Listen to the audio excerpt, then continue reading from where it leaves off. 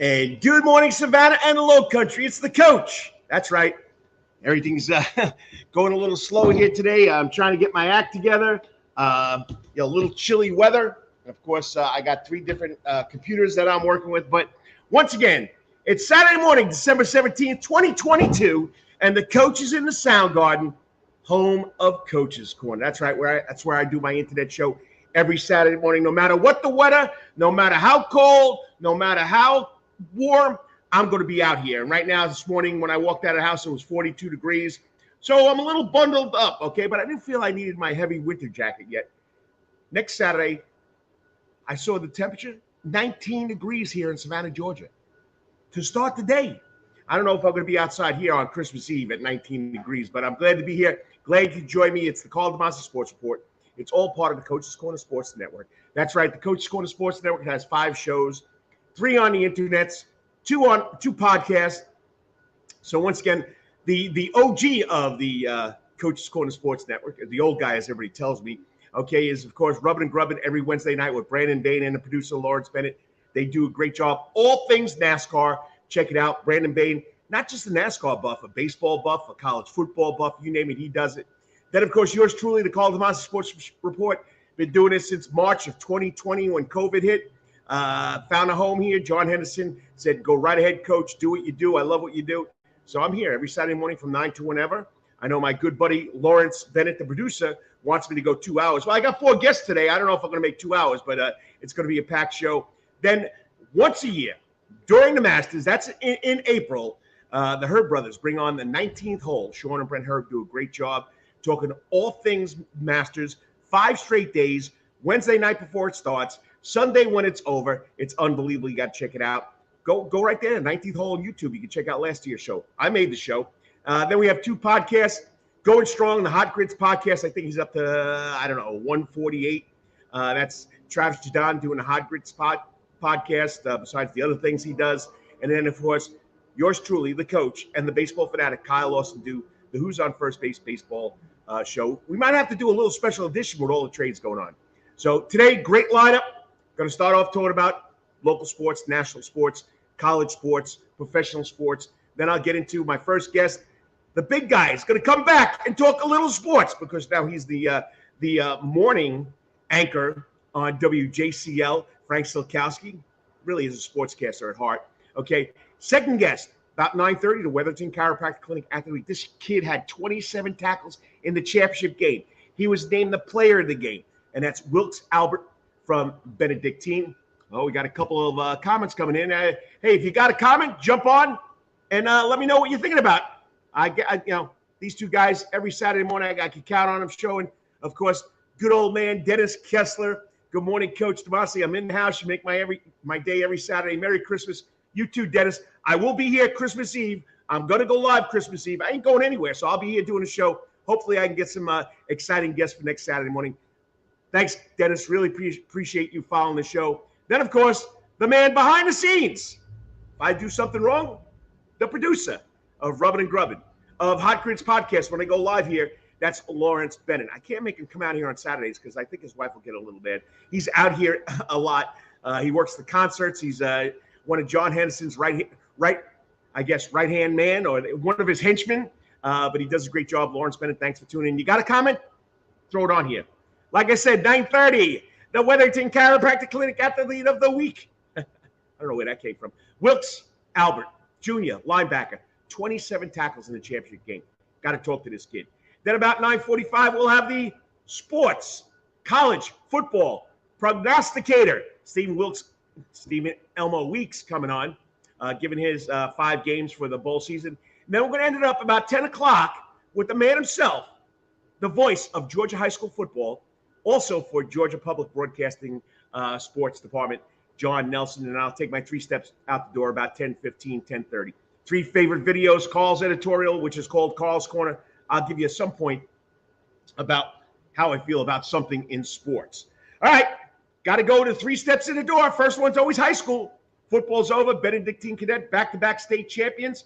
Well, basketball right now is king here in Savannah, Georgia. If you're not following the Savannah Chatham County Public School high school Christmas tournament, you're not packed house every night, whether it be at Woodville High School, Woodville Tompkins High School, whether it be at Beach High School, whether it be at Jenkins High School, Windsor Forest High School, packed house every night there. A lot of big games tonight. I'm going to throw up during the break. I'll put up the schedule for today on Twitter and on my Facebook pages, the Karl DeMasi Sports Report and the Prep Sports Report. Go out there and check your game. All right. Teams ranked. Of course, they're playing in this tournament. South Sea Johnson High School, right around the corner, okay, from Thunderbolt, Georgia, because that's where I am. Okay, they're ranked 3rd in 3A boys. Beach is ranked 4th in 3A boys. Calvary is ranked 6th in 3A boys.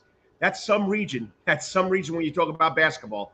I'm telling you right now, don't forget, you got Liberty County, you got Long County. I mean, unbelievable. Windsor Forest is ranked 9th in AA. That's boys. And in Single A, Division I, Woodville Tompkins Wolverines, they're ranked 8th. Okay. Got a shout out to Woodville Tompkins, Jayla Hayward, and Alfonso Ross, AJ Ross as they call him, both joined the 1,000 point club over there at Woodville Tompkins. Program hasn't been a while long, but it's making a lot of history. It's rich in history. Lenny Williams and Jeff Roberson are doing a great job over there. I think there are 8 athletes who have joined that 1,000 point club. Check it out. It's on the Prep Sports Report.com. Girls, South Effingham still hanging in there. They're ranked 10th in the state. And, of course, in Class A, Division I, Woodville Tompkins girls are ranked 4th. Hey, go to Sandy Spiels. He'll give you all the rundown. All right, scores from last night. Okay, Groves upsets Beach. Beach loses their first game of the year, 53-51.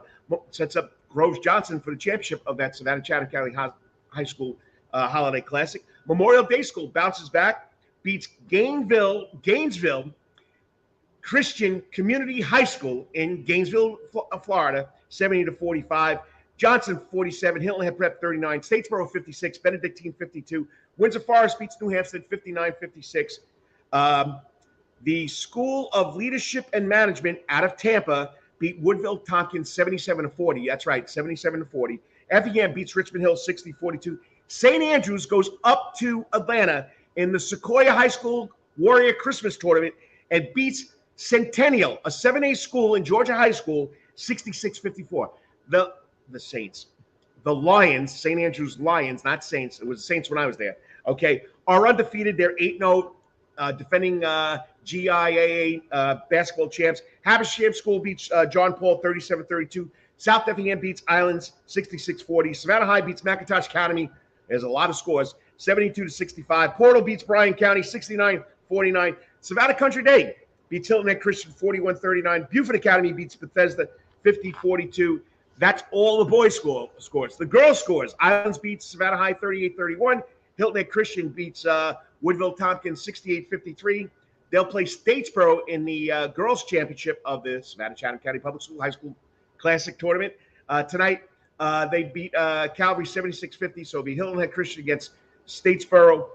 Bryan County girls, Mincy does a great job. 67-22. Richmond Hill beats Effingham County 49-12. And Windsor Forest beats Jenkins 33-22. 33-32. It was 1-point game. All right, here he is. He's in here. The man, the legend of Rubbin' and Grubbin', the Atlanta man, Brandon Bain, in the house. What's up, Brandon? Always good to see you. I know you got a plethora of knowledge in baseball, college football from right here. So you got to come on one Saturday morning. We got to sit and shoot down and, shoot the breeze. Talk the talk with these sports. But I know you work every Saturday, so someday I'll get you on. All right. You got a comment put in there. All right. So that's high school. Don't forget, all over the city today, the Savannah Chatham County Public School High School Christmas tournament is going on at Jenkins and I want to say Beach. St. Andrews is up in that Sequoia Centennial tournament. They're playing number 5, the 5th ranked team, I think, in 3A, Hiram. And then Memorial Day School's down there in Gainesville playing in a tournament, so they'll be playing tonight too. All right, college. Savannah State basketball. Men's team's 4-4, 2-2 in SEAC. They lost Thursday night, 61-41 to Miles. They play today at Spring Hill College with the ladies. Doubleheader. Lady Tigers play at 2. Men Tigers play at 4. Lady Tigers started off 6-0. Okay, they've dropped 2 in a row. All right, so they lost to Anderson University and Tuskegee last week. They'll come back and play Spring Hill College today in Alabama at 2 o'clock for the guys. Scads off for the break. Professional Atlanta Hawks are trying to keep pace. They won last night. They beat Charlotte. What was the score? 125-106. Okay, so they're 15-15. They're ninth in the Eastern Conference. They're first and tied in the Southeast Division. So they'll play Monday against Orlando in the ATL. Football Falcons, they'll be back after a bye week. They're going to give the young kid a starter. Okay, so rookie Desmond Ridder is going to get a load of this. The starting quarterback for this 107th meeting of the Falcons and Saints, you have 35-year-old Andy Dalton playing for the Saints, and then you have 22-year-old Desmond Ridder taking for the Falcons. 1 o'clock tomorrow, and that's in New Orleans. PGA Golf, Harmon's off, Sowers is off. Don't forget the PNC Championship, father-son combination, Tiger Woods with Charlie Woods. They finished second last year, runner-up to John Daly and his son. So we'll see what happens this week. All right, almost done here. The big guy is in the house. So I got to go to my first commercial break, but I want to finish up the news. Savannah Ghost Pirates. They're up 3-1 last night. They're winning 3-1 last night in the third period. Goes to overtime, and they lose 4-3. But you know what? We got good hockey here in Savannah, Georgia. So you got to love it. They lost 4-3 to the Orlando Solar Bears in overtime. Tonight they're in South Carolina taking on the South Carolina Stingrays, who are third place. The Ghost Pirates are in sixth place. Bananas. They released their teams. Go to SavannahBananas.com. They got 20 guys on the Savannah Bananas team. They got 20 guys on the Party Animals teams. They've all been part of this whole shtick. It's going all over the United States. They've added more games. It's just crazy. It's just bananas. Someday I'll get somebody on to come talk about the Bananas. And the headline news, the Shark, Mark Edis, the voice of Hysteric Graces Stadium, will be going full-time with the Bananas starting January 1st. You got to love it.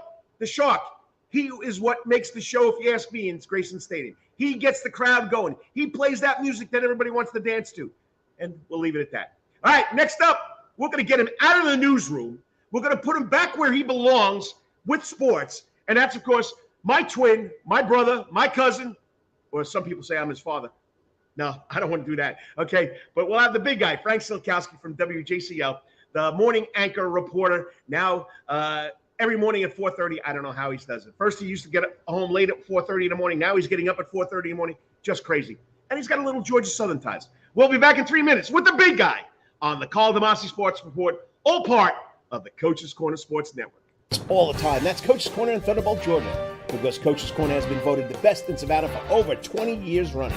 It's no wonder why there's always sports, live music in the sound garden, and delicious and abundance of pub food. No matter what the season, there's always a reason to check out Coach's Corner. Pick your favorite sport, pick your favorite team, and pick your favorite TV, because Coach's is your place to be. Coach's Corner has been Savannah strong since 1991, is always open for dine-in service for lunch and dinner. Remember, Coach's Corner still has takeout service. Join John Henderson and the crew for the best burgers, wings, and now pizza too.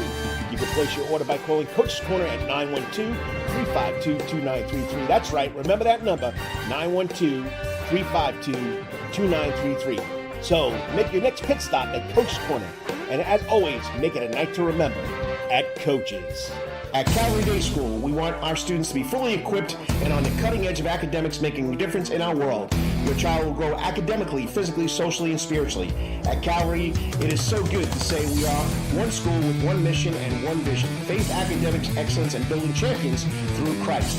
Calvary Day School, we consider it a privilege to meet with your family personally. Call Philip Lee, Director of Admissions, at 351-2299. That's 351-2299.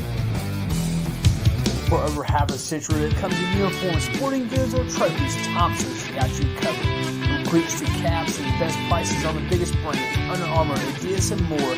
From baseball to soccer, volleyball to softball, and yes, football too. Every season starts at Thompson Sports Shop. From cutting and equipped at Thompson Sports Shop's new location, 6606 Abercorn Street, Suite 102 in Savannah. Open Monday through Friday from 10 a.m. to 4 p.m. and seasonal on Saturdays. At locally owned Thompson Sporting Goods and Trophies, come see where everyone is a winner. You still want some real New York Italian food? Bada bing, bada boom. Rocky's New York Deli and Italian Catering is open at 7630 Skidaway Road, Tuesday through Saturday from 7 a.m. to 3 p.m., serving breakfast and lunch right here in Savannah, Georgia. Rocky's New York Deli and Italian Catering has been serving the public for over 3 years. Now, if you want Rocky's New York Deli and Italian Catering goods delivered to your door, online to SavannahTakeout.com or DoorDash.com, or just pick up the phone and call 912-354-2914. That's right, 912-354-2914. Kabish, and remember, we ain't New York style. We are New York at Rocky's New York Deli and Italian. Wetherington Chiropractic Clinic. Your back hurts, another body part hurts all the time. It makes you mad. The pain drives you crazy. You just want to pick something up and throw it across the room. If you can, at the Wetherington Chiropractic Clinic, you get complete chiropractic care and pain relief to help you move better, have a less painful life, and of course, achieve a healthier lifestyle. The Wetherington Chiropractic Clinic is now located at 2 locations in Savannah, Georgia, at 329 Eisenhower Drive and in Pooler at 114 Canal Street, Suite 603. So visit Dr. Bart Wetherington at the Wetherington Chiropractic Clinic for all your chiropractic needs.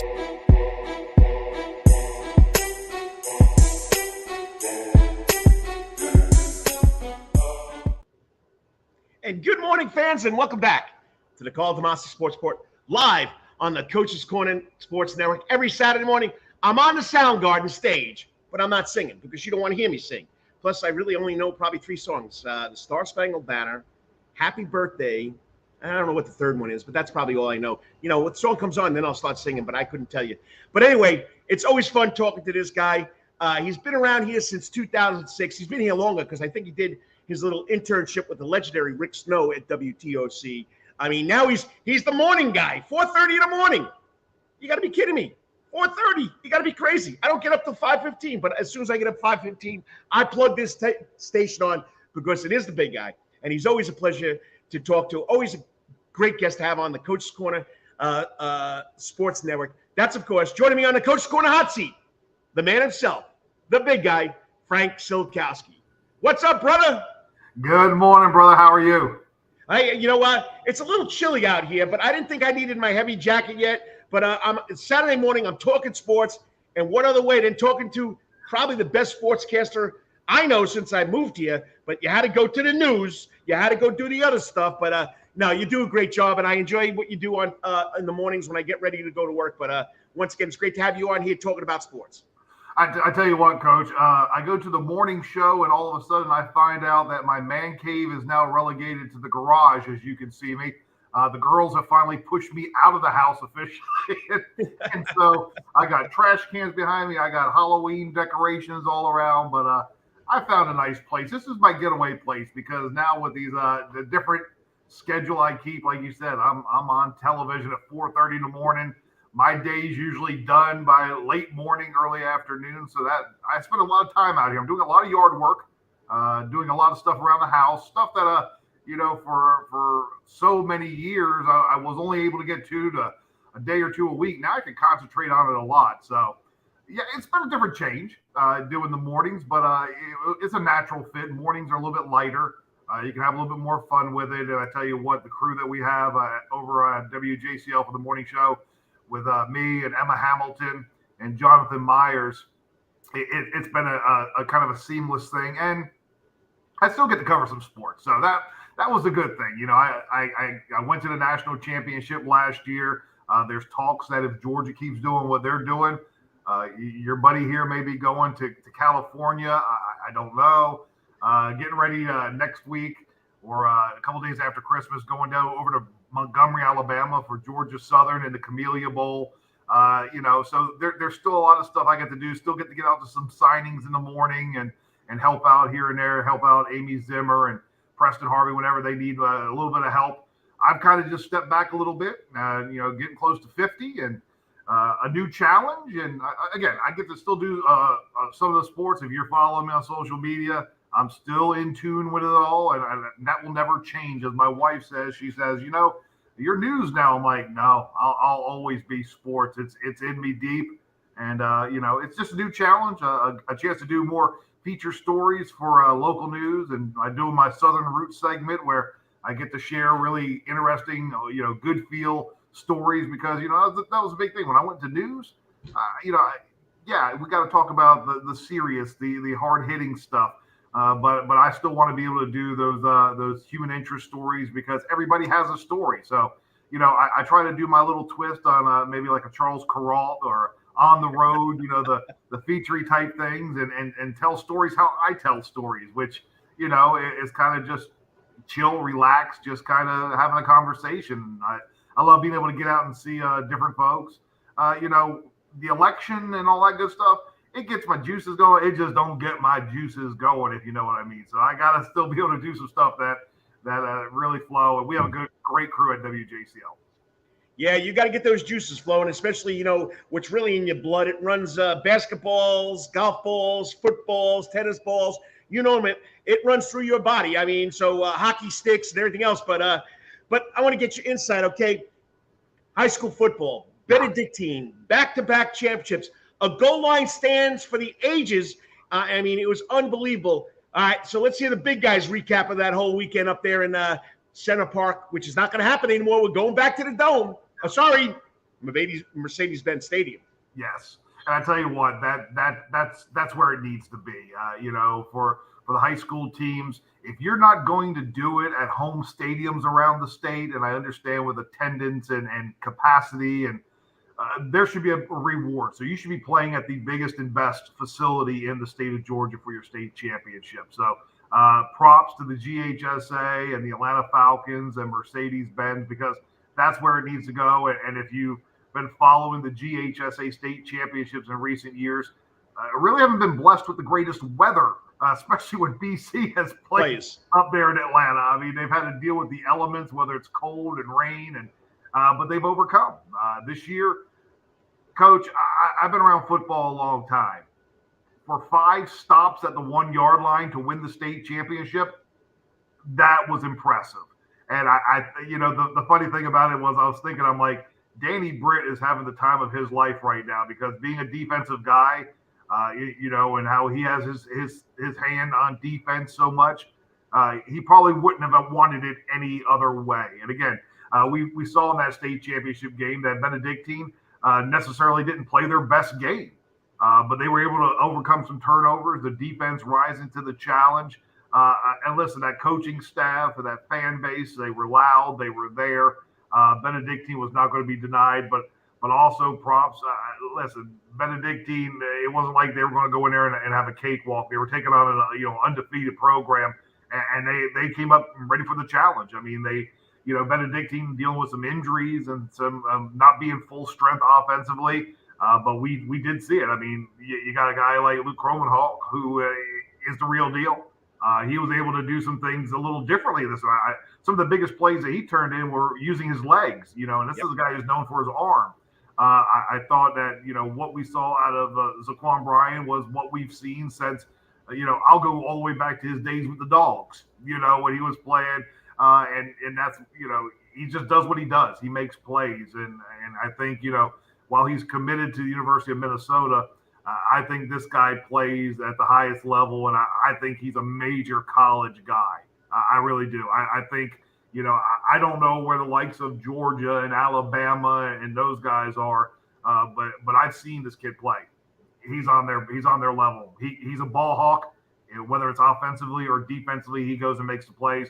And then, listen, enough can't be said about that Benedictine defense. They just keep reloading every year. It's somebody new.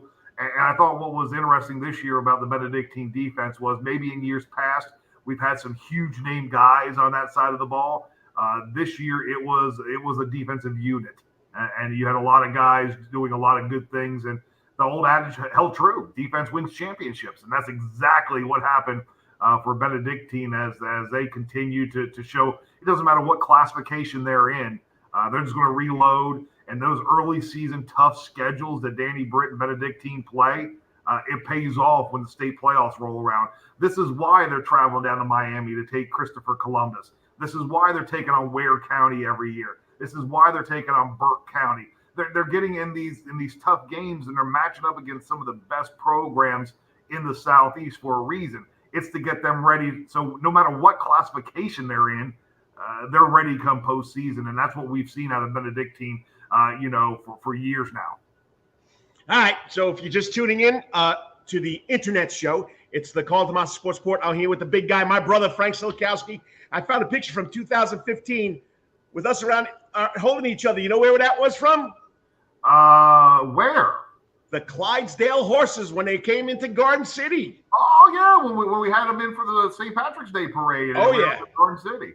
Well, yeah, I keep finding all these random photos. Yeah, and I tell you what, I can see where early on people mistook us for family. And we are family. I don't want to hear. We're both getting the silver streaks here, buddy. We're both getting the silver streaks. Well, that's why I got the visor on this morning because, some of the older folks, they start calling me Paulie Walnuts. The younger kids don't know what that means, but I know when Paulie's coming out to play, it's about time for a haircut. I'm called the OG now, so I'm getting used to that too. So, all right. The OG. Quickly, we got about 2 minutes to go here, and I know this is a passion of yours. They're going to fly one more time in the Camilla Bowl. Coach Helton came in, has done a great job. And I can't believe the first player finally entered the transfer portal. So give us your take in 2 minutes about Georgia Southern football one more time. Well, again, you got Georgia Southern going. They'll play on the 27th. It will be a nationally broadcast game. Watch it on ESPN. Georgia Southern Buffalo. The big storyline there is Kyle Vantrease, Georgia Southern's quarterback who transferred here for 1 year.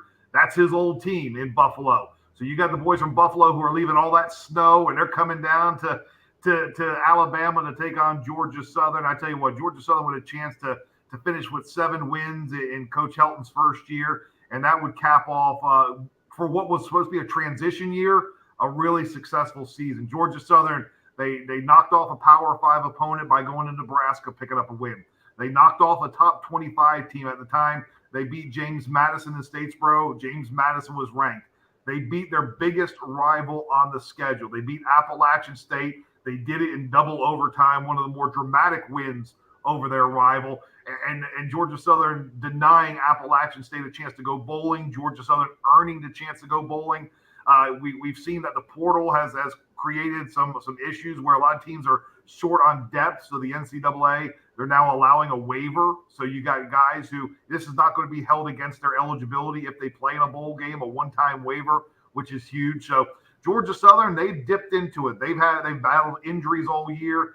Their starting wide receivers, that area was depleted. Linebackers depleted. But you know what? That next man up mentality, it's still alive and well in Georgia Southern. Heck, the last game against Appalachian State, you had 4 walk-ons score touchdowns against the Mountaineers. So again, now they go in. Georgia Southern's had a chance to get some extra practice. They're going to get to play one more game. It's a chance for the brand to be on display and another chance for all these practices leading up. So this is a really big bonus for Georgia Southern. And I tell you what, their spirits are high over in Statesboro as they practice during the holidays. Look for Georgia Southern to go over there and really cap off what's been a memorable 2022 season with a win against Buffalo. I just think Georgia Southern's, they've been to the Camellia Bowl. They've won the Camellia Bowl. It's going to be a very pro-Eagle turnout there as far as fans go. Ticket sales have been great. A lot of folks from Atlanta can come down. I think it's going to be a great time on the 27th. If you get a chance, check it out. If you're going to be there, go ahead and find me. We'll be over there. Not leaving, not going to spend Christmas in Montgomery. Going to go the day after. So the 26th, we'll be there ready for that Georgia Southern. We'll have all the reports coming up on WJCL. Looking forward to getting over there. All right. People make comments, Frank. And this guy missed you this year, so I'm going to throw it up there. Here you go from our producer, Lawrence Bennett. Frank, we had the Coach's Corner TP hot tub ready for you again this year, but our Braves fell a little short this year. That had to be one of the top experiences in your sportscasting career.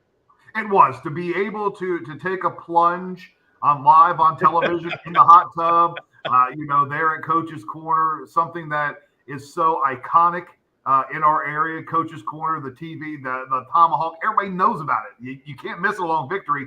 And to be there for the Braves winning the World Series, clinching World Series title, and getting ready to celebrate with all the great folks at Coach's, it was definitely, and it will long live. I mean, the folks at the station still pull it out just randomly because they can't believe I did it. I was just very proud of myself that I still got my cell phone and wallet and everything else out before taking a plunge. So I'm getting older, but I'm still pretty sharp when it comes to the thoughts of this is going to be great, but I don't want to lose my cell phone over it. So we did take care of it, and it was great. I look forward to maybe next year getting back in that bad boy as the Braves look to reload and make another run. All right, quickly, last question. Yep. Number one go-to Christmas song. Number one go-to Christmas song, without a doubt, would be All I Want for Christmas is a Hippopotamus or something. All right, big guy, we got to get together. I got off the next 2 weeks. You got off in the afternoons. We got to maybe come down here and kill some wings. You know what I mean? Oh, I'm on vacation now, brother. I'm off through Christmas. So, yeah, we're going to have to knock out some wings or do something. What we do best is eat, so we'll find some spot. That's for sure. The big guy and the old guy. All right. Talk to you later. Appreciate you coming on. And once again, every weekday morning, I do put on that TV and watch the big guy. And, Miss Hamilton makes you look good, too. You know that, buddy. Oh, I know. I mean, listen, I've always surrounded myself with much better. I mean, listen, I have no talent. I just work really hard, and somehow I've pulled the wool over the eyes of my bosses for years and years and years. So I'm just there. That's all. Have a good one. I'll talk to you this week. All right, Coach. Hey, we could go to Rockies again, too, but Coach's Corner's got to come in first. Okay. We can do it. Talk to you later. All righty. Bye. Once again, Frank, the big guy, Sulkowski. He's been roaming the streets since 2006 here in Savannah, Georgia. I know, not roaming the streets, but he's been doing a great job. I always thought he had a twin with all the things he covered, but great job. Check him every Monday through Friday, 4:30 to 7 o'clock in the morning on WJCL's morning show. All right, next up, I'll tell you right now, I've coached a lot of football in my years. I've never had an athlete, a linebacker, come close to making 30 tackles in a game. This young man in a championship game had 27 tackles, okay? Danny Britt, of course, the man, went back and watched the tape. Georgia Public Broadcasting had him for 20 tackles. After Danny Britt broke down the tape, we coaches, we go to the tape. 18 solo tackles, 9 assists, 27 tackles. I think 3 for a loss. Unbelievable. And he was the MVP of that state championship game. Wilkes Albert, he's only a junior.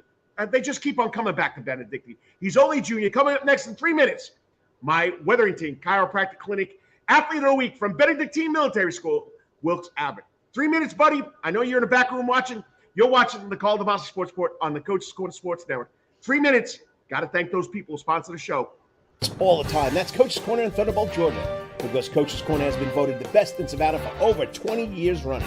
It's no wonder why. There's always sports, live music in the sound garden, and delicious and abundance of pub food. No matter what the season, there's always a reason to check out Coach's Corner.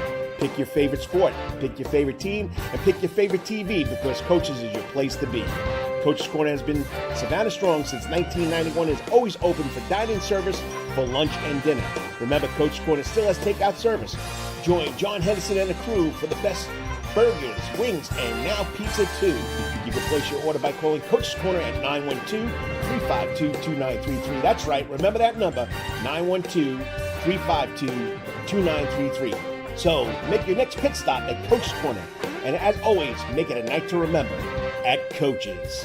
At Calvary Day School, we want our students to be fully equipped and on the cutting edge of academics, making a difference in our world. Your child will grow academically, physically, socially, and spiritually. At Calvary, it is so good to say we are one school with one mission and one vision. Faith, academics, excellence, and building champions through Christ. Calvary Day School will consider it a privilege to meet with your family personally. Call Philip Lee, Director of Admissions at 351-2299. That's 351-2299.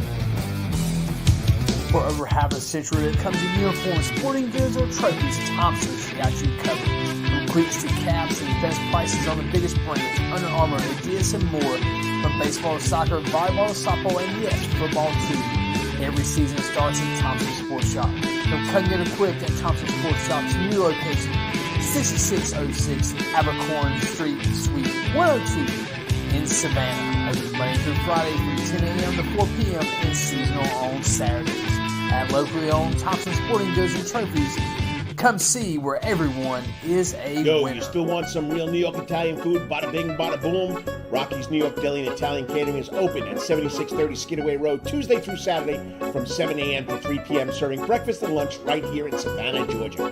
Rocky's New York Deli and Italian Catering has been serving the public for over 3 years. Now, if you want Rocky's New York Deli and Italian Catering goods delivered to your door, go online to SavannahTakeout.com or DoorDash.com, or just pick up the phone and call 912-354-2914. That's right, 912-354-2914. Kabish, and remember, We ain't New York style. We are New York at Rocky's New York Deli and Italian. Wetherington Chiropractic Clinic. Your back hurts, another body part hurts all the time. It makes you mad. The pain drives you crazy. You just want to pick something up and throw it across the room. If you can, at the Wetherington Chiropractic Clinic, you get complete chiropractic care and pain relief to help you move better, have a less painful life, and of course, achieve a healthier lifestyle. The Wetherington Chiropractic Clinic is now located at 2 locations in Savannah, Georgia, at 329 Eisenhower Drive and in Pooler at 114 Canal Street, Suite 603. So visit Dr. Bart Wetherington at the Wetherington Chiropractic Clinic for all your chiropractic needs.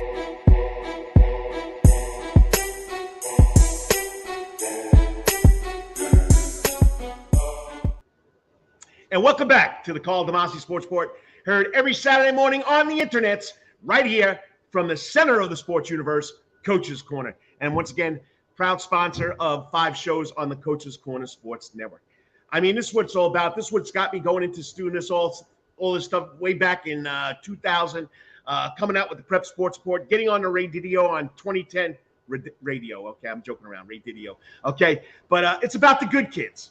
I mean, if you didn't watch that game last Friday afternoon, 3:30 up there at Center Park Stadium it's not on the campus, but it's Georgia State College's football stadium. Turn the field into, you missed a great game. I had to listen to it on the radio because I was coaching basketball practice. But anyway, I watched the replay. I saw all the replays. 14-13, Benedictine Cadet, back-to-back state championship. I think it was 5 straight plays from the goal line that the BC defense stopped Cedartown with the winning score. Why they didn't go for a field goal? I don't care. That was the coach's choice. But, let me tell you about this kid. He was on 27 tackles, 18 solo. 3 of those were for a loss. 9 assists, 27 tackles. Danny Britt had this to say to me. Wilkes had a tremendous year, was a major factor in our success, team-wise and on defense. He has an incredible nose for the football and has a tenacious mentality. He ended with 161 tackles with 6.5 sacks. Okay, he was also the Georgia Cotton Commission championship championship player of the game. What do you want me to tell you? Just an unbelievable story. And he's only a junior. He's coming back for another year. So joining me now on the Coach's Corner hot seat, this week's Wetherington Chiropractic Clinic Athlete of the Week from Benedictine Military School, junior linebacker Wilkes Albert. Wilkes, how's it going? What's up, Coach? Hey, I'm having fun talking sports on a chilly Saturday morning, but, I'm a New Yorker. This is not really chilly yet. So, but I did have to put on my jeans. I'm not wearing shorts finally. When it gets below 45, you know what I mean? Yes, but sir. Anyway, congratulations on an unbelievable year. Congratulations, back-to-back championships. That's 2 blings for you. Are we going to get a 3-peat? I don't know yet. We'll see. I know. We don't want to jinx it yet. You just got to work hard like you guys do every year. And I'm telling you, did you ever think that it would come down to a 5-play goal line stand for you guys to win? Never. That was insane. 5 straight plays from about the 1-yard line. So tell people what it's like. You're in the middle of it. You're the linebacker. What was it like every play? What were you thinking? Yeah, us linebackers, we kind of knew where it was going. We could kind of tell it was coming to that right side. They were running off that guard the whole night, and we kind of shifted over, and our D-line just was lower than their O-line, and we stopped them. Lowest man won. You've been paying attention to coaches' cliches. The lower guy wins all the time, and it makes it easier for you guys in the second level, doesn't it? Oh, yeah. If they stay low, they chop those linemen and they can't get to us. So we just have free run lanes, and that's what happened. We filled the gaps, and the last play, actually, Manny Pitts blew the center up and just busted the entire play up. Yeah, I don't think Cedartown expected you guys to be that much of an iron steel curtain like the Pittsburgh Steelers used to have. But, it was unbelievable. And I was listening to it, and, Kevin Thomas, I used to call the games with him Friday nights. He was screaming at the top of his lungs. And, I'm coaching girls basketball, and the girls were saying, Coach, what's happening? What's happening? I said, BC just won another championship. That's what's happening. But it was great to listen to. So, you also play baseball, don't you? Yes, sir. Is it just football and baseball? Run track. So Kevin Farmer lets you run track and play baseball too? No, I played baseball my freshman year, and I haven't really played. I didn't play my sophomore year, and I might go back out there this year. We'll see. So the track coach, Galen Houston, whatever you want to say his last name, got you convinced of doing track with him, eh? Oh yeah, Coach Collins too. Well, we know about Coach Collins. Caleb Collins, he's a go-getter. So, all right, when did you start playing football, and how did this all come about? When we moved to Savannah, I probably started playing at the age of probably 6 or 7 with the Savannah Dogs, which is basically a feeder team to BC. Most of those kids that play for them end up at BC at some point. So that was kind of how it started. From there on, I just fell in love with it. Now, where'd they start you? I mean, you're wearing a lineman's number. Where you started at a lineman? Were you a running back? Where did it all start? No, actually, my first year, I started as a center. I'm pretty sure I was snapping to Luke Cromenhawk. And then I played DN on the outside on defense.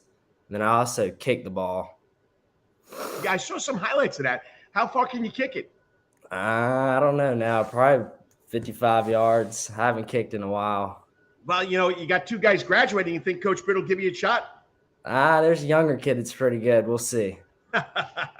Well, you know what? I go back. I'm old school. I played center and linebacker in high school, but I also wanted to be the kicker. But back then, we kicked it straight on. We didn't have the soccer style stuff. That's how old I am. So, it was always a dream of mine to try to kick at least one extra point. Never happened. But all right. So tell us about this season. I mean, 5 tough games going into the regular season. You had more teams this year that with Burke County and Wayne County and New Hampstead. So tell us about the season, how you guys prepared for all this. Yeah, so from the start, Coach Britt will always put some tough games on the schedule just to get us prepared for down the road. And we had at one point we had more losses than wins, and that's not something BC is used to doing. So it was tough in the beginning, but we just stuck together as a unit and kept working, and everything played out for us. Yeah, I mean, it definitely did. And, Coach Britt's always like that. I mean, you got to be the best, you got to beat the best. And taking that trip not taking a trip, but playing Miami, Christopher Columbus and the Bowl School and some of the tough teams. You had Burke County used to be always a non-region game. Now it's in your region. What did it mean going into a region now that was a little tough for you guys? Yeah, the region was a lot. Wayne County got a lot better. I'd say everyone in the region stepped up this region was a lot better than what we were used to, which that even helped us for the bigger games. I mean, not having these cupcake games just will always help you. Closer games, I mean, they're better. Well, we also got people listening and watching, and they can make comments. Chris Chambers, Chip Chambers, who's an avid listener, the goal line stand will be remembered for generations to come. What a historic performance. Well done. He's saying that to you, buddy. Yes, sir. Now, next, he's not a guest. He's really behind the scenes. He's my producer, but he'd like to know, Wilkes, I know you're focused on the game, but could you all hear the fans that surrounded the end zone during that final play? Yeah, our whole student section actually flipped sides from one side to the other, and it was pretty loud, but, I mean, I kind of tune all that out and just play the game. I don't really hear it all.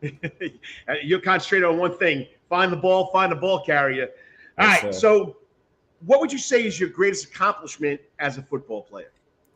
I'd say my biggest accomplishment is coming into BC as a freshman, and it's very rare for, freshmen to play as a freshman. And I played a significant amount of snaps my freshman year, and I feel like that has helped me a ton, as now I'm a junior and been playing since a freshman. So I remember those pictures. You were a small guy, and now the picture I just found on the internet last night. I mean, so how much have you grown since your freshman year? I actually haven't grown that much. Some people say I've actually gotten about the same. I mean, I might have gotten a little taller. Yeah, but what about the strength and the muscle mass and the weight? Oh, yeah, I'm probably weigh a little bit more, probably 10, 15 pounds more. But it's more muscle mass than anything else, right? Yes, sir. I mean, you definitely got Coach Holsey, who probably doesn't let you won't let you stay out of the weight room, right? Oh, yeah. He's a big dude. Oh, Coach Holsey's a lot of fun, too. Another BC product. What does it mean? Okay, I didn't put this on the question list. What does it mean going to a school where a majority of assistant coaches are BC grads. What does it mean to you guys? It's huge. It just shows how they love the school, and they all come back and help. They're trying to help the school. It just shows how. Sorry, everyone. That's okay. They're just out for the school. I mean, it's just a brotherhood, and it's real. You hear about it, but I mean, it's a real thing. Well, I know a lot of BC cadets that come on here. That's the big thing. It's a brotherhood. All right, so not everything was going well for you guys, and you had to face some adversity. Give us a situation where you, as a football player, this year or last year, whenever, you had to first face adversity, not things going well, and how'd you handle it? Yeah, like I said, when we had more losses than wins, we felt a little pressure. I mean, that's not what BC's used to doing, and we hunkered down as a team, and Coach Britt came up with a plan, and we were going to change the way we practice, and we did that, and we never looked back since. Nice. And just tuning in, it's the Karl DeMasi Sports Report on the internet, Facebook Live, Twitter Live, YouTube Live. It's all there. Karl DeMasi Sports Report Facebook page, Coach's Corner Facebook page, Prep Sports Report Facebook page, Twitter, KD Sports Report, and of course the Karl DeMasi Sports Report channel on YouTube. All right, so you won last year, okay? Compare last year's season to this year's season. Did you feel the team was able or would be able to go back-to-back? Yeah, we knew. I mean, every year BC has a shot to go there. I mean, that's just how Coach Britt's done it. But this year was a little bit different. Last year we had a lot more vocal leaders. This team was more quiet and just did what they did on the field. And we knew we could go back, but it just didn't come up much. It was just a topic that didn't come up at all. And a lot of that was Coach Britt talked just in the beginning. He was like, this two-peat thing, we're not going to talk about it. I mean, just get down to business and do our job one game at a time. That's a coach for you. You know, he's not looking to two-peat. Just like I said at the start of the show, or your segment, he's not looking for a three-peat. He's looking for you guys to get better and hopefully get back to that magical moment now that's going to be in the Mercedes-Benz Stadium. So you guys won't be playing in the fog or the rain anymore. No, sir. So, all right. So winning the Georgia Cotton State's Player of the Game for your outstanding performance, what was that like when they told you you were the MVP of that game? I was kind of shocked, to be honest. They usually give all the glory to the people scoring all the touchdowns or throwing all the touchdowns or just the big plays, and just to give it to someone on defense that had a good game making all the tackles. But I mean, I was kind of shocked in the beginning, but I was super excited. No, I mean, you had an unbelievable game. And did you realize it was 27 tackles? No, sir. Nowhere near. It didn't feel like it. You just make your plays, do what you got to do. Yes, sir. All right, out of the 27 tackles that you were in on, what was one that stood out the most? Definitely on that last goal line stand, there was one. That big fullback came over the middle. They had him by the legs, and I came in and got him from going over the top, and that was probably one of the biggest plays of the game. Yeah, wasn't he like 6 foot, 250 pounds? They listed him at 250, 255. He was probably 260, 270. He was big. Wow. All right. Now, you've mentioned Coach Britt. We mentioned Coach Galen Houston. Tell us about the coaching staff and what Coach Britt and the staff brings to you guys week in and week out. Yeah, so we added a new addition this year that no one really knows about, Coach Stephen Myros, and he's helped us a ton, and he's helped Coach Houston a ton, just scheming, finding things, looking at formations, and he brings a lot of energy to the team that some coaches don't really have. So it's a great addition, and I'd say all the coaches, they just want us to work, just get better every day, and things will play out. Do what you got to do. Any role models stick out to you, whether it's your coaching staff, family, athletes, pro athletes? Yeah, probably just my parents. Just look up to them and try to be like them. Well, how's your family helped you academically and athletically with your success, whether it be football or track? I guess baseball was a big thing with you when you were younger. Oh, yeah. They've driven me from tournament to tournament, set me up with trainers, paid for schooling. I mean, they've done everything for me. They've just set me up they just put it in my hands. All right. Well, tell us about the teammates, the defense, because everybody said this defense was better than last year's defense. Is that true? Oh, yeah, for sure. It was a lockdown unit. So give us a shout out to some of your teammates on defense. Yeah, starting up front, the nose tackle, Tank Thomas, who's in my class, he had a great year. The 2 tackles, Cole and Elijah, we'll miss them a lot, but they did a fantastic job. They all just freed up the backers. That's why the linebackers had such success this year. It was just they were holding up, getting double teams, and we were free to just run alleys. Kieran Glover, had a phenomenal year coming on when people got hurt. He had 18 tackles in that last game, and I was so happy for him. John Hardy, who came all the way from California, he helped us a lot this year. Cody Brenson, our corner, we'll miss him a lot. I think he led the team with in interceptions. He had a great year. And your safety, your safety was phenomenal. Yeah, Saquon, I can't forget about him. Well, he'll be greatly missed. All-around athlete, good kid. And Josh Page, who did phenomenal this year coming on as the first year. All right, and, I asked all the athletes that come on, do you have any pregame rituals, favorite food, music, superstitions that you do before games? Yeah, I'd have to go with every away game we stop at Longhorns, and it's just a team thing. We just all eat as a team, and fun experience. Do the coaches let you pick your meal, or you got to eat what they give you? Oh, no. They have our meals already prepared. All right, so I know you mentioned the brotherhood earlier on in the show. Tell us about attending BC and what it's meant to your career or your schooling right now. Yeah, the biggest thing I like, along with the brotherhood, is it's kind of like you mess with one person, you mess with everybody. So we all have each other's backs. I mean, it's you hear about it, but you can't really feel it until you go and live it. It's definitely the truth, because every athlete that comes on here from Benedictine, the brotherhood and the closeness are unbelievable. All right, so what does next year look like for you guys? Like you said, last year you guys lost the offensive line. This year, the offensive line, Coach Chambers, right?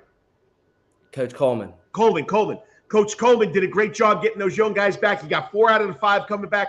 What does it look like for you guys next year? Because what's there, 3 or 4 of you coming back next year on the defensive side? Oh, yeah. I'd say we definitely don't lose as much as we did the year before. But the people we do lose are pretty big impacts. Zaquan, all-around athlete, can play anywhere. He's a big loss. Cole and Elijah. I definitely, like I said, we'll be fine.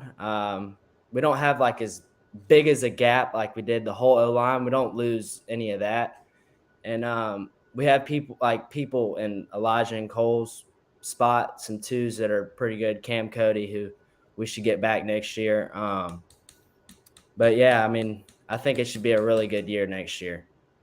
Well, I can't wait to see it. And I'm not going to ask you the last question I put on there, because you already addressed it. You don't think about three-peat. You think about what's going to happen one game at a time. You guys are doing a great job. Unbelievable game, 27 tackles, 3 for loss. You deserve the Wetherington Chiropractic Clinic athlete, but most of all, you deserve bringing home another ship to Benedictine and Savannah. Keep it the great work. Can't wait to see you in person and see what you guys do next year. Thank you. Thank you for having me on. A quick question.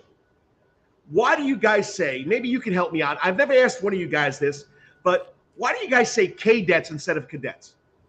That's something that was there when before I got there. I have no clue.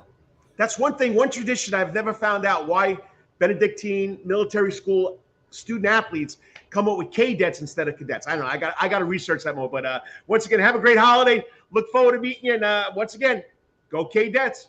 Yes, sir. Thank you. Have a good one, Wilkes. Thanks for coming on. Yes, sir. I love watching that goal line stand too. You can tell, young man, outstanding. What impresses me about him is that you hear what the coaches have been telling him or showing him what to do. Because, as a coach, you can tell them what to do. But if you haven't taught them what to do, if you haven't practiced what you want them to do, you're not really coaching them. Telling them is not going to be making a difference. So, it's just an unbelievable situation over there at Benedictine when Danny Brett took over that program 12 years ago. And it's just every time I get one of these cadets on the show, it's very, very impressive.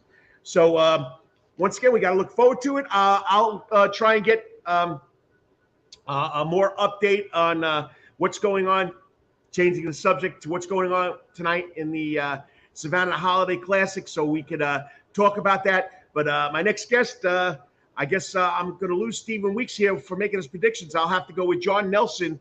Will be up here. I told him to tune in about 10 o'clock, so we got to wait for John Nelson. I'll try and reach out to Stephen Elmo Weeks to see where he is so we can get the college prognosticators' picks for the bowl games that are coming up. And there were two bowl games last night that, Stephen said, don't waste your time with.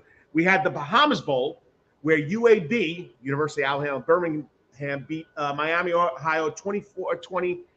Miami fell 2 yards short of winning that game, just like when the Titans played in the Super Bowl, and they fell 1 yard short against the Rams. And then in the Cure Bowl, number 24 Troy took care of number 25 University of Texas San Antonio, 18-12. We got a bunch of games today. We'll come back and talk about it. If we don't get Stephen Elmo Weeks, we'll talk about that afterward. But you're watching the Karl DeMasi Sports Report live on the Coach's Corner Sports Network. There are 5 shows on the Coach's Corner Sports Network every Wednesday night, rubbing and grubbing with Brandon Bain and the Atlanta Man with the producer Lawrence Bennett. Yours truly, Saturday mornings, 9 to whenever. Okay. Then once a year, we got the 19th hole with the Herb brothers talking all things Masters. Tiger Woods and his son Charlie played today. I would have loved to see what Sean and Brent had to say about that. And then 2 podcasts, the Hot Grid podcast with Travis Jadon, and of course yours truly with Kyle Lawson, the Who's on First Base Baseball podcast. I'll be back in 3 minutes. Got to thank my guests. You're watching the Karl DeMasi Sports Report right here on the Coach's Corner Sports Network.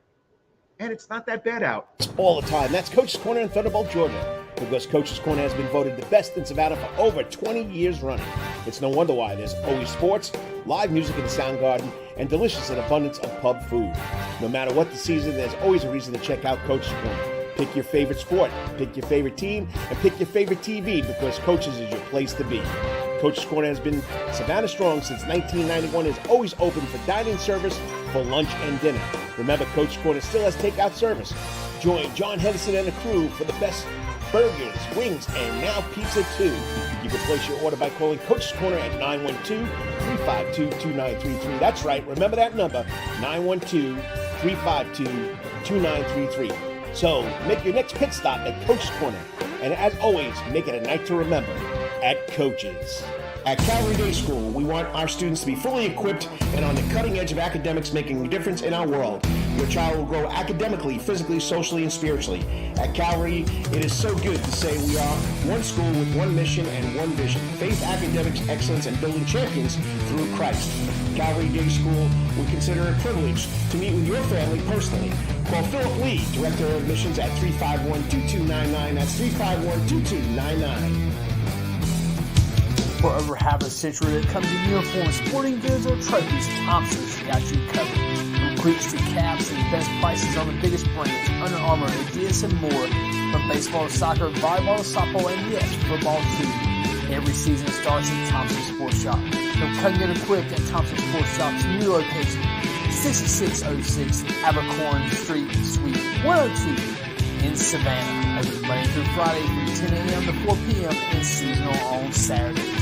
At locally owned Thompson Sporting Goods and Trophies, come see where everyone is a winner. You still want some real New York Italian food? Bada bing, bada boom. Rocky's New York Deli and Italian Catering is open at 7630 Skidaway Road, Tuesday through Saturday from 7 a.m. to 3 p.m. serving breakfast and lunch right here in Savannah, Georgia. Rocky's New York Deli and Italian Catering has been serving the public for over 3 years. Now, if you want Rocky's New York Deli and Italian Catering goods delivered to your door, go online to SavannahTakeout.com or DoorDash.com or just pick up the phone and call 912-354-2914. That's right, 912-354-2914. Kabish, and remember, we ain't New York style. We are New York at Rocky's New York Deli and Italian. Wetherington Chiropractic Clinic. Your back hurts, another body part hurts all the time. It makes you mad. The pain drives you crazy. You just want to pick something up and throw it across the room. If you can, At the Wetherington Chiropractic Clinic, you get complete chiropractic care and pain relief to help you move better, have a less painful life, and of course, achieve a healthier lifestyle. The Wetherington Chiropractic Clinic is now located at 2 locations in Savannah, Georgia, at 329 Eisenhower Drive and in Pooler at 114 Canal Street, Suite 603. So visit Dr. Bart Wetherington at the Wetherington Chiropractic Clinic for all your chiropractic needs.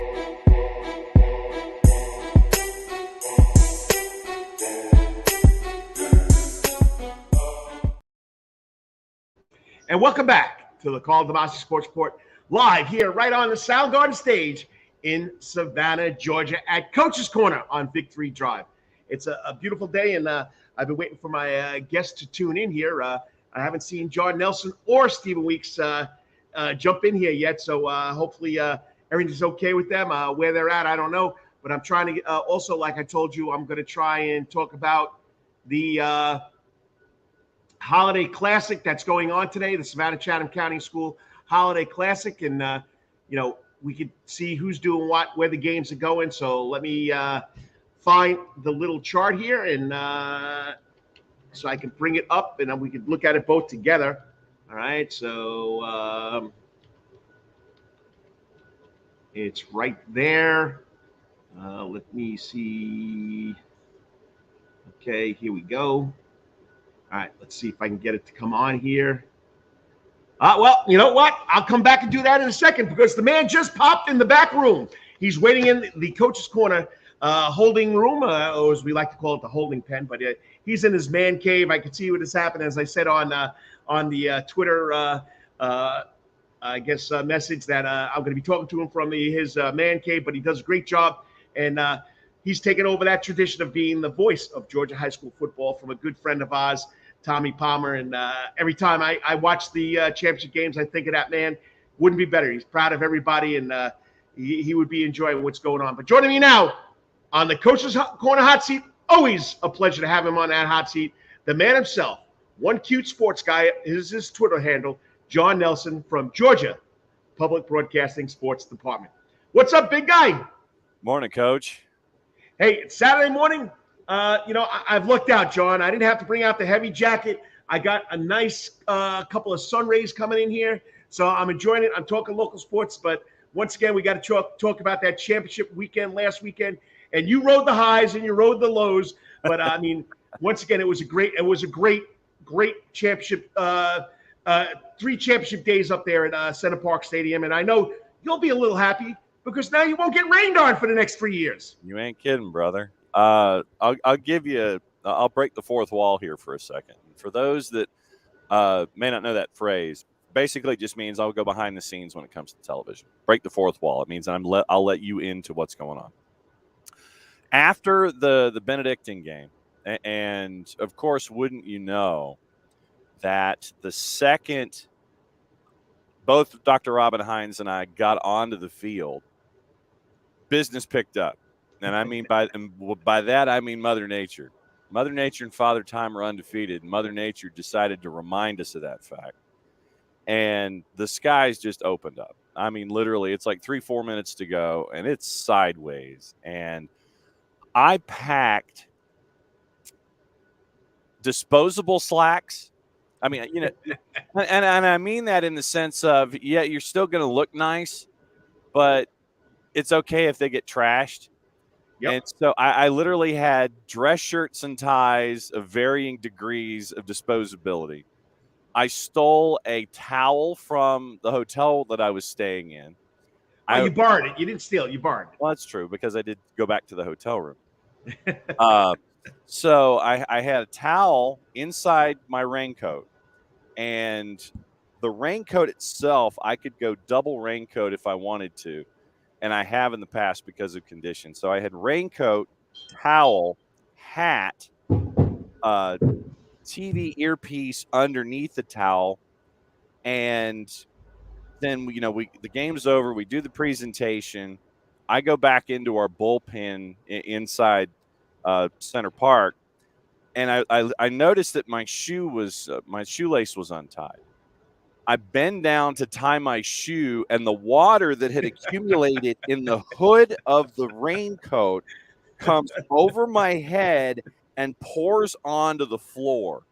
Literally, that was what we were facing on that day. And suffice to say that, yes, those slacks, they're on life support right now, but it was Merrill boots, it was thick socks, it was disposable slacks, it was a towel, and I even destroyed my earpiece. My earpiece shorted out on me, and I had to like dry it out after we were off the air on Friday and hope that it functioned again on Saturday. Yeah, and a shout out to the crew. I mean, we had hundreds of folks that get there just as wet as everybody else, and they were doing far more work than I was. And I remember the story you told me with your old car where you did a game and you were so wet, you got in the car, you sat in the seat, came out the next morning, it was still wet. You ain't kidding, brother. Hopefully, right now with the newer car, we haven't had a situation like that. But no, it took a while to dry out. When I got back to the hotel, I just stood in the shower. Yes. And for, a good 20 or 30 minutes, you're just kind of standing there hoping that and I love how we as a society, we sit there and we think, okay, tell you what, we've just spent an entire day in water.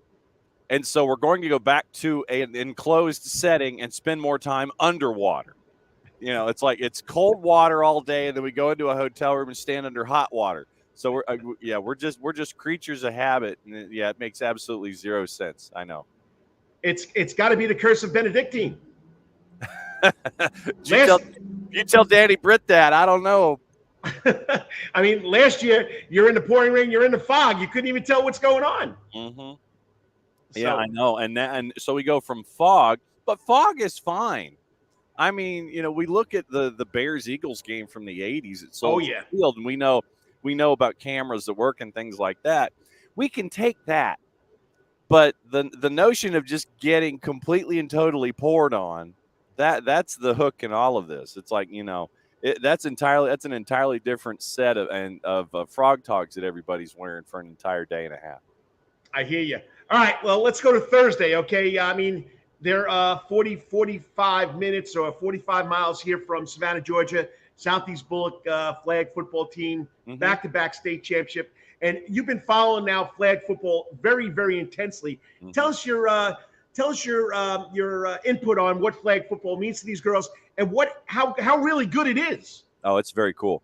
And it's always fun to catch up with the Cochrans because with the two of them on the sidelines having differing opinions sometimes, it's fun. But I mean, when you think about what Southeast Bullock has done in flag football, unbeaten in 2 seasons, and I don't mean just like, I mean like period. In the history of the program, period, unbeaten. Right. And it speaks a lot. We had them on the Clash of Champions to start flag football season. It was a tournament that was organized by Brett Phipps at West Forsyth, and they were a part of that.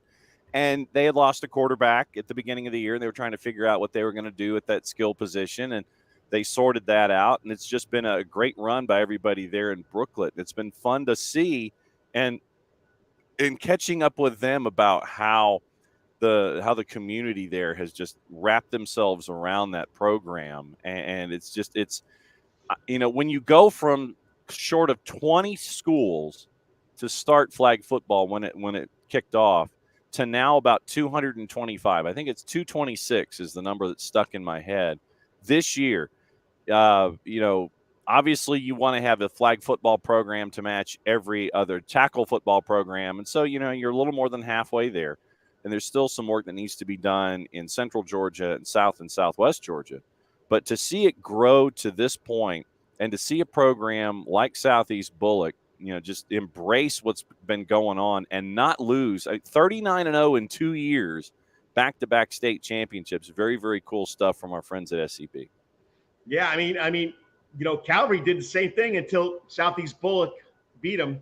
So, that's pretty impressive that those two programs, mirrored themselves. And, it seems like flag football in this area has really picked up. And, you got, like you said, the Cochrans, Nick Grassi over at Calvary. You got people that have played the game, so they're also passing on the little idiosyncrasies that make it special. I mean, You watch some of those plays, John. She's running down the field. Next thing you know, there it goes, pitch to the other girl. You don't expect this. I mean, it's just unbelievable. No, what we're used to seeing in tackle football at the end of the playbook is more toward the middle and the beginning of the playbook in flag. I mean, it's pop passes, it's laterals, it's hook and ladder. I mean, it literally is that there would be times where within 5 seconds of the release of a pass, it's like pass, complete, lateral, toss, and down the sideline. And you've really got to be, if you're a defender in this game,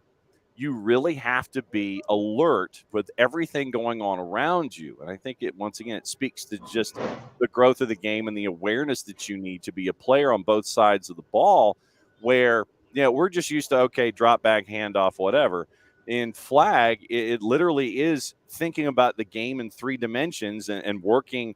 And there's almost other elements where you're almost thinking about it in triangles, where it's like, okay, individual starts it, and then you have 2 options right next to you, and then you integrate that way, and you work your way down the field. It's just very, very quick at times, and you really have to be paying attention, especially in the booth. If you're Wiley Ballard and David Reynolds, you've got to sit there and look at, okay, this is happening, and we've got to be, we've got to make sure that we're describing it as well as we can, and we've got to be on the hop as well. I mean, it's almost like playing spread with tackle, where you've really and hurry up, where you've really got to be paying attention to what's going on.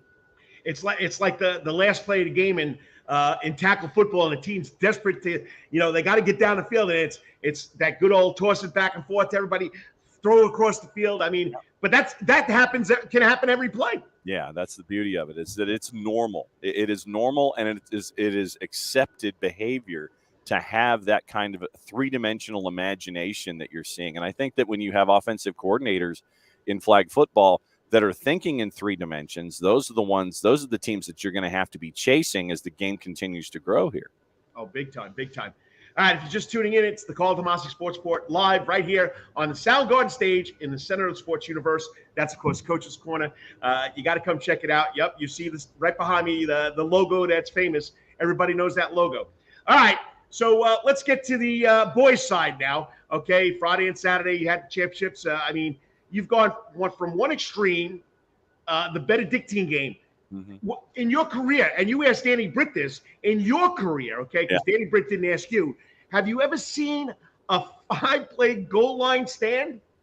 No, and especially one that, I mean, you've seen goal line stands and you've seen 4 downs, but it's been a while. For me to see a 5-play goal line stand is just absolutely, it was mind-blowing. And it's, you're wondering what's going to be going on, and then you go back and you think about Jamie Abrams at Cedartown calling the timeout, and then once again, something that that Mother Nature talked about. She's like, yeah, okay, so you guys think y'all are in control? Not so fast. And I think that when they were that close, I think, and like I said, this is just my supposition. When Jamie called the timeout, I think he was wondering if he could kick the field goal. And the kicker came out to be a part of the scrum. But then once again, he calls timeout, and then it opens up again. And so I think that it gave Jamie Abrams, the head coach at Cedartown, more reason to think. It's like, I don't want to risk snap, spot, fumble, missed opportunity. And so that's why I think he stuck to the ground game, because literally it was a snap. It had to have been a snap decision on his part to continue to go for it on the ground with that big fullback that he had. But I think that he was debating field goal at one point, but the skies just opened up again, and he went with snap, handoff, as opposed to snap, spot, possible kick, miss, return the other way. I think there are too many, and you as a coach know that there are too many things that can go wrong in a special team situation, especially one of that import. But yeah, I think that Mother Nature had a lot to play with that too.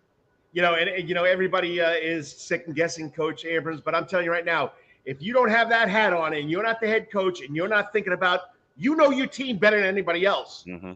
You know what's going to work and what's not going to work and what it possibly won't work. So you got to go with that. And, I give him a lot of credit for sticking to what he believed in. And, of course, we said it all year long. Benedictine's defense has been one of the best defenses throughout the season. And, just to make that goal line stand like that only proved that the old coach cliche is offense wins games. but defense wins championships. Yeah, and I mean, in a game like that, the first thing I'm gonna do is tip my hat to both Danny and to Jamie in that game. It was a great game, and it was a great chess match, and we got to see, both of these teams top ranked in the class most of the year, either number 1 or number 2, depending on the poll, depending on the week.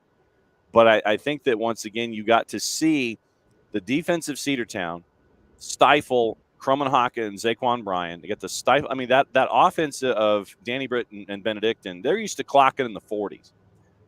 And yes, I know that conditions were part of this too. But when you can hold a Benedictine team into the mid-teens, and when, as a Benedictine defense, you can hold a Cedartown Bulldog team in the mid-teens, I think that speaks just as well for adjusting to a championship scenario and having quality defense when you need it the most in Game 15. All right, just a couple of comments here. First of all, avid listener here. He loves Hello, avid listener. That's Dennis Kessler. He doesn't let it go, but he says, "Good morning, Mr. John Nelson. You do a great job. Have a Merry Christmas." Thank you. Back at you, Dennis. And, the next one, we're not going to talk about it, but the gentleman wants to know, Chip Chambers, another, big follower, about the referee and the replay. And that's what we're going to go to, is that we need to go to replays in high school football, don't you think? Yeah, well, Chip, right now, I was at the press conference that announced the return of the championships to Mercedes-Benz. And if you missed it, it's not going to be on that following weekend of the SEC. It's going to be a week and a half later. It will be midweek of the following element. So let's say that the SEC championship is the 3rd. That Saturday would be the 10th. It would be that following midweek, Tuesday, Wednesday, Thursday. And the update from the GHSA is that where replay is concerned, and we're seeing it in Texas this weekend for the Texas championships at Jerry World, and it's also available, I think, in the state of Alabama. But the next steps for replay in the state of Georgia is that it's going to go to the executive committee of the Georgia High School Association in April. And then if it passes there, which I imagine it will, then it will go to a pilot setup, a pilot program where they're going to sit there and have the technology and figure out officials that may be experienced in these kinds of things. And it would end up being the first event in Mercedes-Benz in August that would be your pilot program. And then again in the championships, if the pilot program proves successful or if there's growth that can be made. So there are steps, but I would anticipate, one, when it comes up for discussion in April, that it will be passed, and then look to next season in August, and then the championships again in December for the next round with replay. Georgia would not be the last state to employ replay.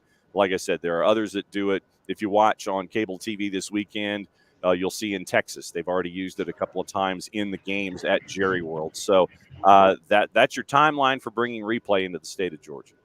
Yeah, so that's the way we're looking at it. Okay, all right. So most memorable moment at this year's state playoffs, besides getting wet like you usually do. I was gonna say, brother, that's probably the most memorable. But I mean, I can look at flag football. I can sit here and give you, like, I can literally go class by class and let you know what it is.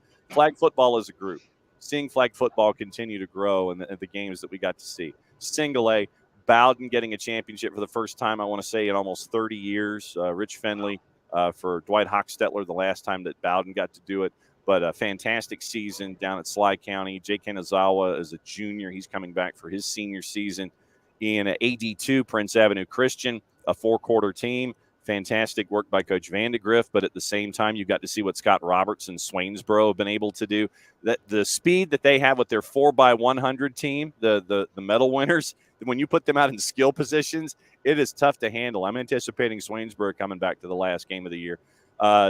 Double A, you look at what we saw in that one with a champ in Double A. Fitzgerald right now. Fitzgerald's got, I think, 24 juniors, and I think that they weren't even anticipated to make it to the last game of the year. So Fitzgerald, I would anticipate working their way back in.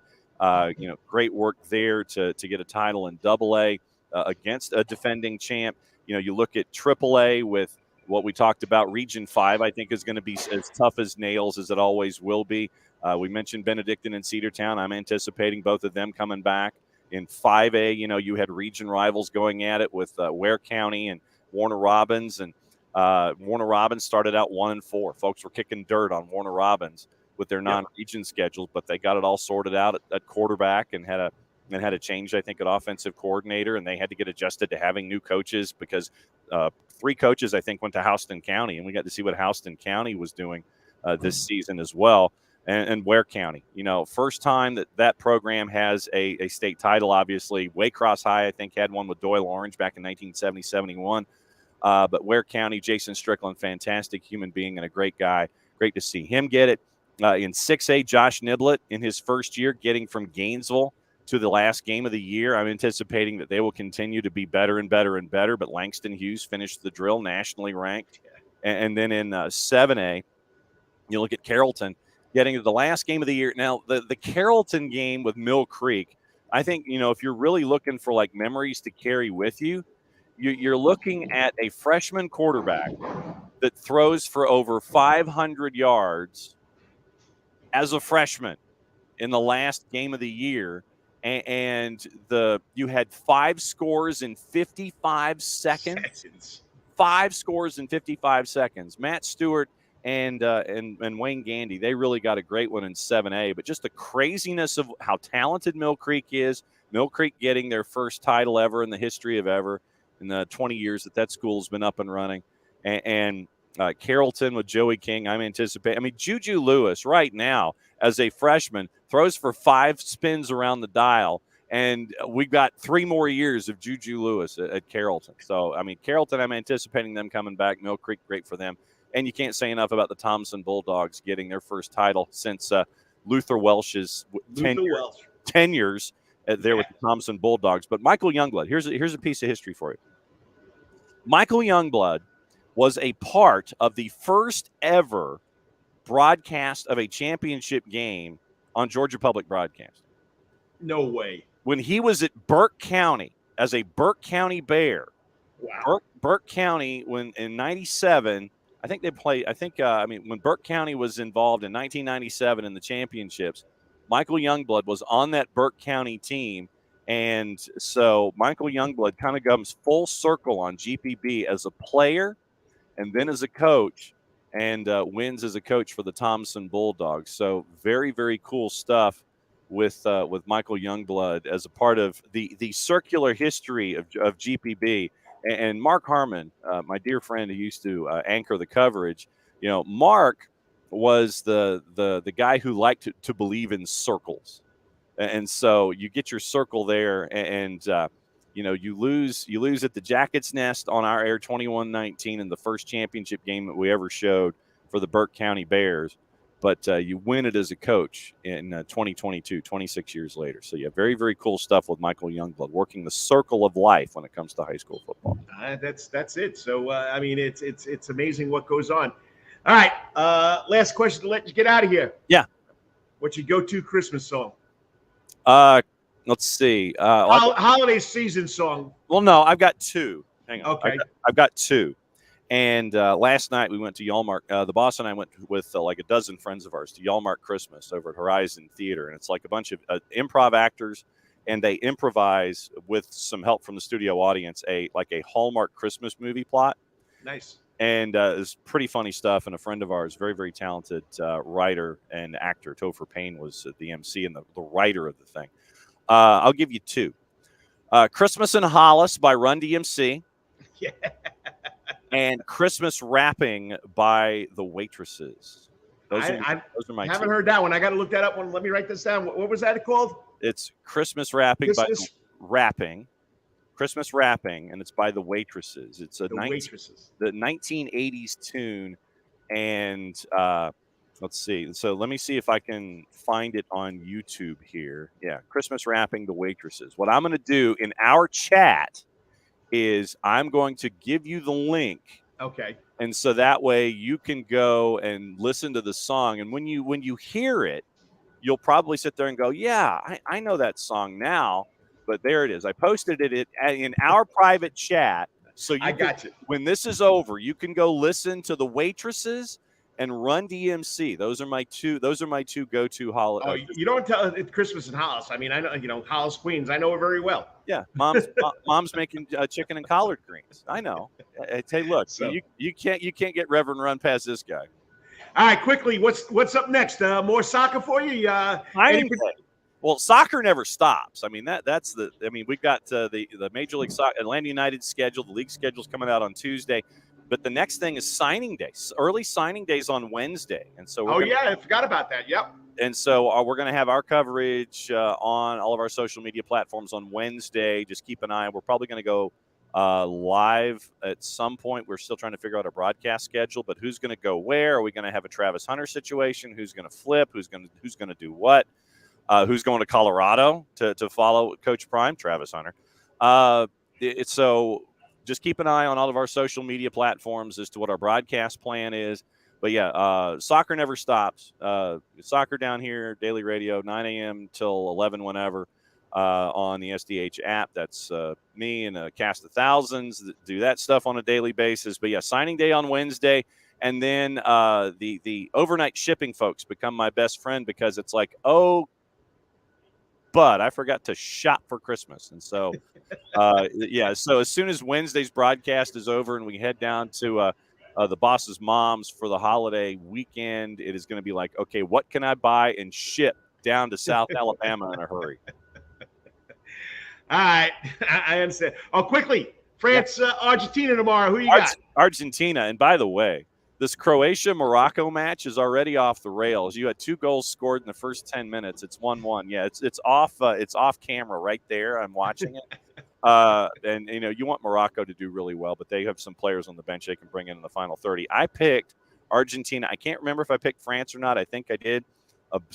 My bracket is not perfect, but I want the fairy tale for Lionel Messi. And when his son goes on social media and writes the lyrics to a very influential tune that was produced during the World Cup that's got a lot of horn section, you can't go wrong. I've got to go with Argentina getting the fairy tale. Thiago Almada, Atlanta United, has gotten some minutes for the Argentine national team in this tournament. So it's the first time ever that a player from Major League Soccer is on a roster that is in a World Cup final. So, yeah, Major League Soccer schedule comes out on Tuesday, signing day on Wednesday.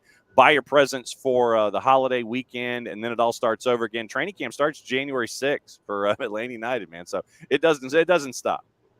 I hope you're not doing a last-minute shipping down here for the boss lady.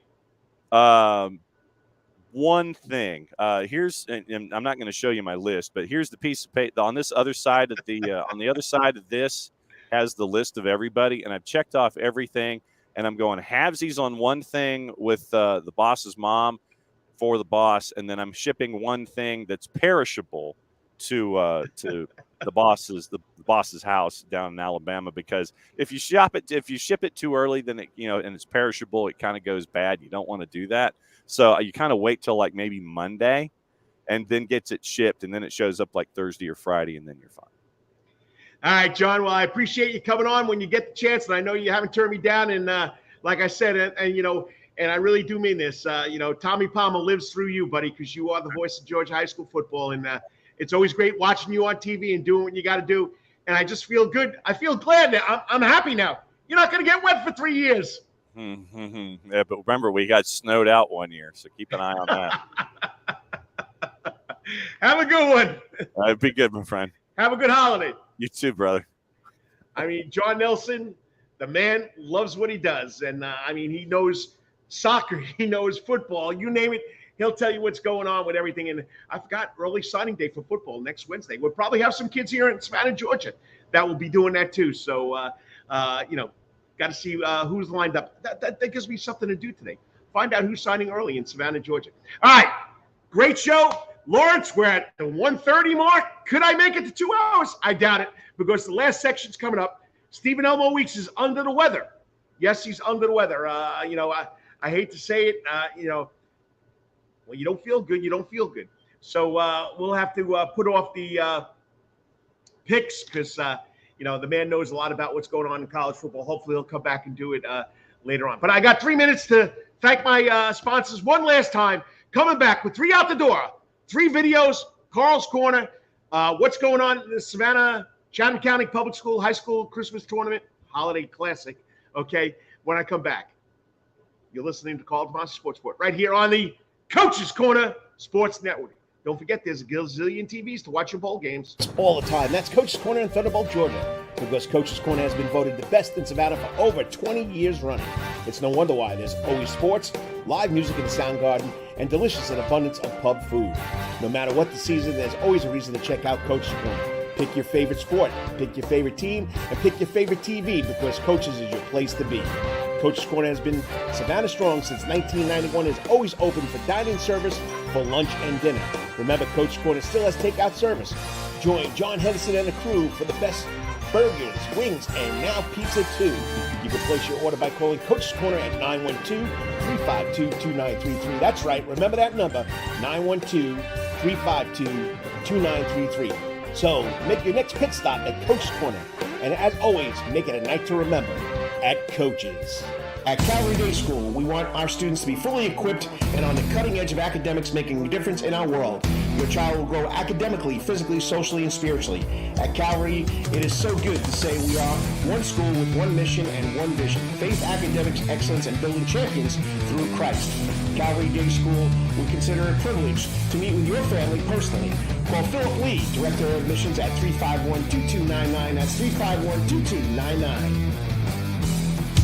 For over half a century, it comes in uniforms, sporting goods, or trophies, Thompson's got you covered. From cleats to caps and best prices on the biggest brands, Under Armour, Adidas, and more. From baseball to soccer, volleyball to softball, and yes, football too. Every season starts at Thompson Sports Shop. From come get equipped at Thompson Sports Shop's new location, 6606 Abercorn Street, Suite 102 in Savannah. Open Monday through Friday from 10 a.m. to 4 p.m. and seasonal on Saturdays. At locally owned Thompson Sporting Goods and Trophies, come see where everyone is a winner. You still want some real New York Italian food? Bada bing, bada boom. Rocky's New York Deli and Italian Catering is open at 7630 Skidaway Road, Tuesday through Saturday from 7 a.m. to 3 p.m., serving breakfast and lunch right here in Savannah, Georgia.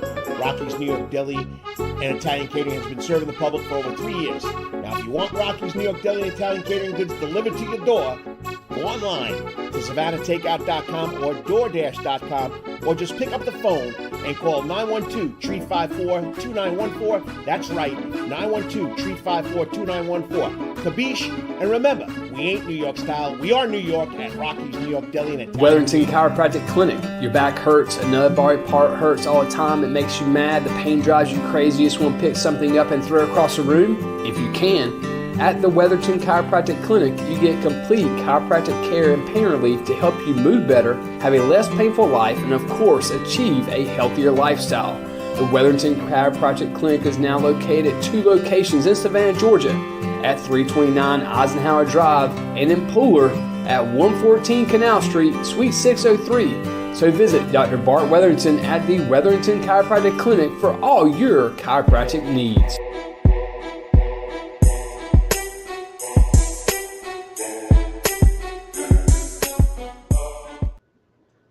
And welcome back to the Karl DeMasi Sports Report, live right here on the Coach's Corner Soundgarden stage every Saturday morning, because Coach's Corner is the place to be.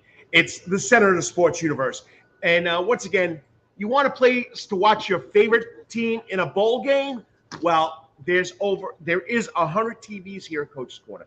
I got 9 75-inch TVs right behind me, okay? There's 1, 2, 3, 4, 5, 6, 7, 8, 9, 10, 11, 12, 13, 14, 15, 16, 17.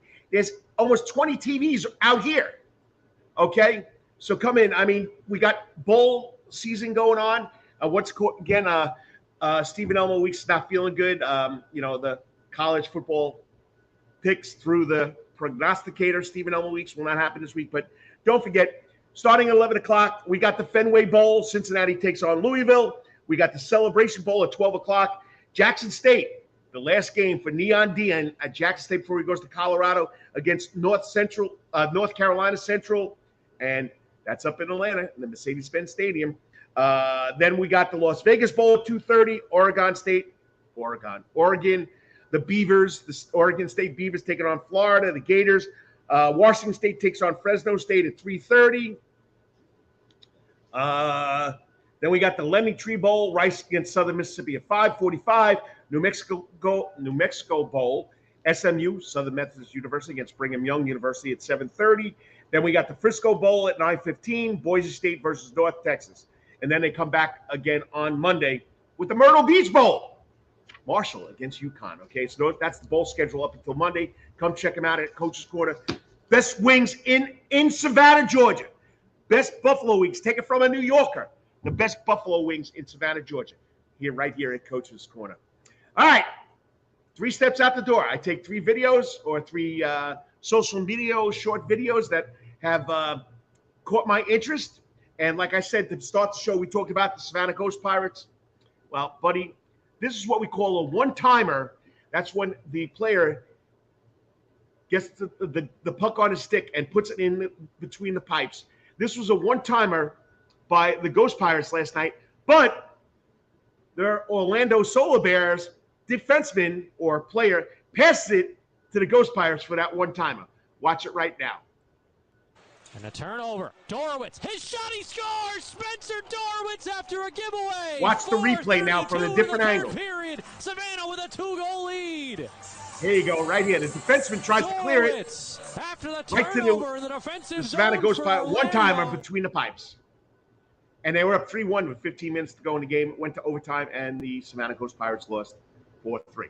All right, next up, we love basketball here in Savannah, Georgia. Okay, we'll talk about that in a couple minutes. Okay, but here we love the end of the quarter buzzer beater. We also like the end of the game buzzer beater, and that happened twice in the Savannah Chatham County Public Schools Holiday Classic up until today. All right, last night, Jazari Scott of Groves beats the clock at the end of the corner. Dennis Knight, I don't know how he does this. Dennis Knight from the Savannah Morning News is covering the games. He's taking pictures, he's taking video, and he's writing down stats. How this man does it, I don't know. It's amazing. He's a one-man show for the Savannah Morning News. Check it out right here. Jazari Scott beats the buzzer at the end of a quarter. And, of course, Groves goes on to upset Beach, hands Beach their first loss. It'll be Groves against Johnson for the Savannah Chatham County Public School Holiday Classic.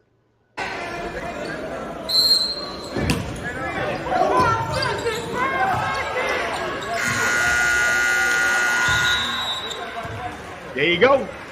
Let's watch that again. Does he let the ball go before the horn goes off?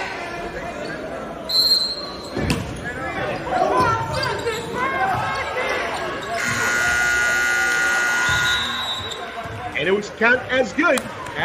So in high school, we don't have the red light that's around the backboard to let you know whether the shot went off or not. All right. And then on Thursday night, okay, or was it Tuesday night? Tuesday night. This wasn't part of the Holiday Classic. Okay, this was a region game. Tattnall County and Windsor Forest at Windsor Forest. Tied game, 64-64. And Larry Pounds throws up a half-court buzzer beater for the win for the Windsor Forest Knights. Here we go.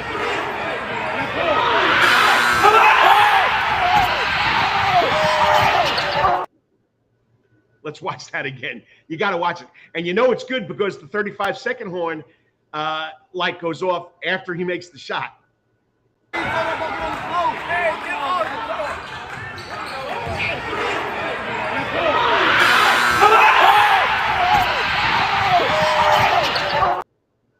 I mean, that's just great. That's just great. All right, hold it. We got a little comment coming on the show right here. Let me check it out. Once again, Lawrence, thank you for staying behind the scenes, but help me out. Once again, today, no glitches. 2 weeks in a row, you haven't corrected me on anything. But once again, love you, brother. Appreciate you tuning in every week. Lawrence Bennett, the producer of the OG of the Coach's Corner Sports Network shows, Rubbin' and Grubbin' with the Atlanta man, Brandon Bain, all things NASCAR. All right. So those were my 3 videos. So now Karl's Corner, Karl's editorial on sports, whether it be in Savannah or in the national sports scene. I got to go locally. We love football. America loves football. Okay, baseball used to be our pastime, but I'm telling you right now, in Savannah, Georgia, high school basketball is king. this whole week with all the games that have been going on, and the Savannah County Public Schools Board of Education Athletics Department bringing back the Holiday Classic, every night, every venue is sold out. If that doesn't tell you something about basketball in Savannah, Georgia, you don't understand what basketball means to this city. Football all over the state of Georgia is big time. My first experience back in 1995, assistant coach at H.V. Jenkins High School, we go to Cairo, Georgia for a game. And we're riding through the town of Cairo, Georgia, and there's nobody on the streets. There's no businesses open because they're all at the football game. We walk into the stadium. I couldn't believe there had to be 10,000 people there for a high school football game. Where I was coming from on Long Island, New York, we're lucky we got 200 to 500 people at a game. All right. I mean, it's just unbelievable the amount of people that love high school basketball in the city of Savannah. Now, I told you I'm going to put this on. We got a lot going on tonight because that's part of Carl's editorial.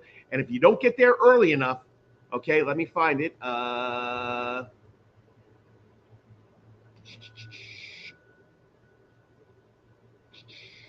I'm getting it, people.